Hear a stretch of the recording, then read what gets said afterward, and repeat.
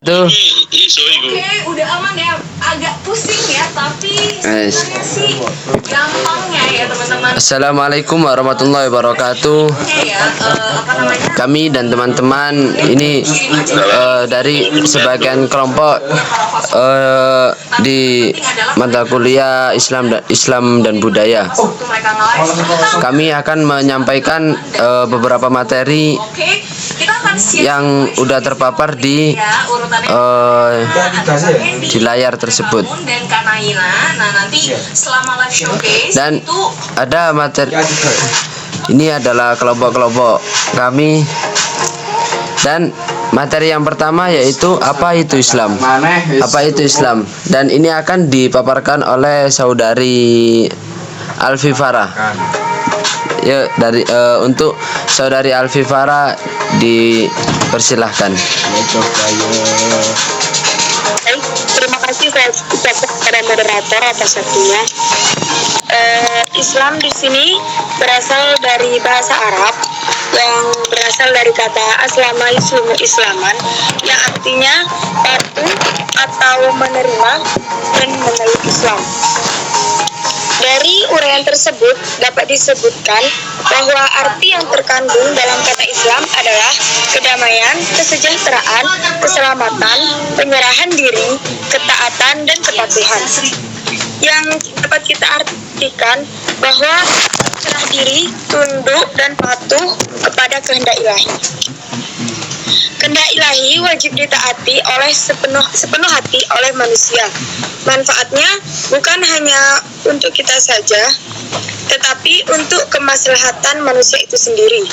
Sebagai agama wahyu yang terakhir, syariat Islam memberi bimbingan kepada manusia mengenai semua aspek kehidupan. Agama Islam merupakan suatu akidah, syariah, dan akhlak yang mengatur hidup dan kehidupan manusia dalam berbagai hubungan. Dapat diartikan bahwa Islam adalah suatu agama yang telah mengatur seluruh kehidupan umatnya. Islam juga merupakan agama dengan perantara wahyu Nabi Muhammad untuk dikembangkan kepada umat manusia seluruhnya dan sepanjang masa, yang berpedoman kepada kitab suci Al-Quran dan dinamakan hadis nabawi atau sunnah Rasul. Terima kasih. Saya kembalikan kepada moderator. Ya, terima kasih untuk saudara Alfi Farah, saudari Alfi Farah yang telah memaparkan materi tersebut. Dan yaitu materi selanjutnya yaitu apa itu kebudayaan. Sebelumnya kalian ini akan dipaparkan oleh saya pribadi sendiri. Sebelumnya mungkin kalian sudah mengetahui apa itu kebudayaan. Yaitu kebudayaan biasanya yaitu budaya Jawa, adat istiadat Jawa kayak gitu. Nah, kebudayaan sendiri itu berasal dari bahasa Sanskerta yaitu kebudayaan, tapi kalau bahasa Sanskerta itu pakai DH gitu, yaitu budi. Berawal dari kata budi yaitu mempunyai arti yaitu akal pikiran, terus kemudian kelakuan yaitu tingkah laku kita, dan norma. Nah, kemudian kata daya sendiri itu berdiri hasil karya ciptaan manusia, yaitu kebudayaan yaitu budi dan daya. Yang mana kalau kita simpulkan yaitu budi merupakan kelakuan atau akal atau norma yang keluar dari atau ciptaan dari manusia itu sendiri. Dan poin yang ketiga yaitu kebudayaan. Kebudayaan merupakan hasil kegiatan dan penciptaan batin akal budi manusia seperti kepercayaan, kesenian, dan adat istiadat. Mungkin keterangan singkat ini semoga kalian paham. Dan keterangan yang selanjutnya yaitu materi yang selanjutnya yaitu Islam sebagai agama dan kebudayaan. Dengan judul Islam sebagai agama dan kebudayaan akan dipaparkan oleh saudara Inam, Muhammad Inamul Hasan. Waktu dan tempat kami persilakan. Ya, terima kasih kepada moderator. Selanjutnya saya akan membahas Islam sebagai agama dan sistem budaya. Membahas tentang agama dan kebudayaan terdahulu, agama sendiri sangat berkaitan dengan budaya. Dengan hadirnya agama, kebudayaan terus berkembang dan mengalami proses dialektika yang akan terus menawarkan suatu pembaruan sesuai perkembangan zaman. Inilah kenapa agama merupakan suatu sistem kebudayaan. Agama sangat berdampingan erat dengan budaya, keduanya tidak dapat dipisahkan. Bahkan agama masuk di Indonesia sendiri pun berbaur dengan kebudayaan Nusantara, saling melengkapi dan berakumulasi budaya. Bukan untuk mendiskriminasi atau mengeliminasi salah satu antara agama dan budaya. Apalagi kebudayaan di Indonesia bersifat mendorong, menurut Profesor Kusmodi SH. Seperti datangnya agama Islam yang ajarannya berjalan dan melebur dengan kebudayaan Indonesia kuno dengan tanpa melepaskan asal kepribadiannya. Dalam kehidupan masyarakat, sudah sangat jelas bahwa agama dan budaya tidak berdiri sendiri. Keduanya memiliki hubungan yang sangat erat atas perannya di masyarakat. Kebudayaan yang bertugas sebagai kebiasaan tata cara hidup di masyarakat yang diciptakan manusia itu sendiri dan hasil dari cipta rasa yang diberikan oleh Tuhan.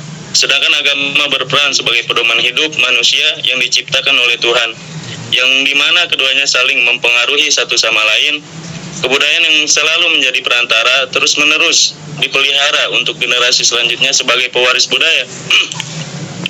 Selanjutnya, kebudayaan digunakan untuk memahami agama yang terdapat di masyarakat melalui sumber dari agama, yaitu wahyu, melalui penalaran yang diproses penganutnya.